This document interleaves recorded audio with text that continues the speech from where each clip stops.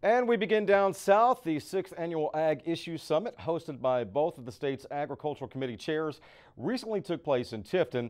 There was an event designed to not only give farmers an update on the industry, but also provide them with a chance to voice their concerns to legislators. Damon Jones has the story.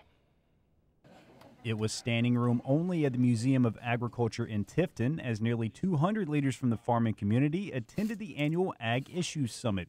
It's a meeting hosted by Senate Ag Committee Chair John Wilkinson and House Ag Committee Chair Tom McCall in an effort to work hand in hand with the farmers through some of the concerns facing the industry. It's more an informative, get ag people together and talk about different issues, and if there's a problem, then maybe we can learn how to fix that problem. There's a lot of issues that pop up that when we're not in session that may need to be addressed during session. And maybe more importantly, it provided opportunity for industry leaders to meet and greet their legislators. It's a relationship that really benefits both sides.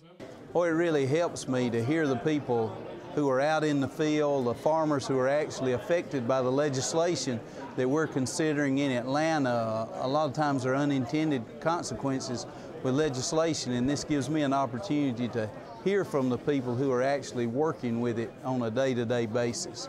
Of course, the main topic discussed was the new proposed rule by the EPA to expand the definition of navigable waters to include any areas that may see standing water.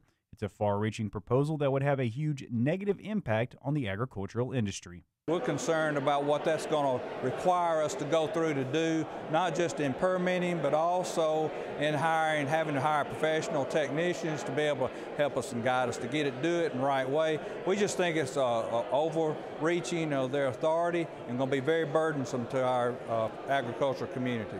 We don't really know all the implications of that, other than it's going to require a tremendous amount of additional time and cost to acquire the federal permits that will now be needed on things that didn't used to need permits.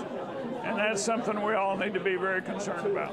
That's why the Georgia Farm Bureau has started the Ditch the Rule campaign, which encourages farmers to voice their opinions on this issue. It's a step GFB President ZIPPY DUVALL feels is crucial to the overturning of this rule. People need to stand up. They need to tell their federal government, they need to tell their legislators and their senators and congressmen that this is enough. We're not going to stand for them to invade into our private property rights, and enough is enough, and we need to stop it now. While that was clearly the hot topic, everything from solar opportunities to truck weight issues and even bee health was discussed.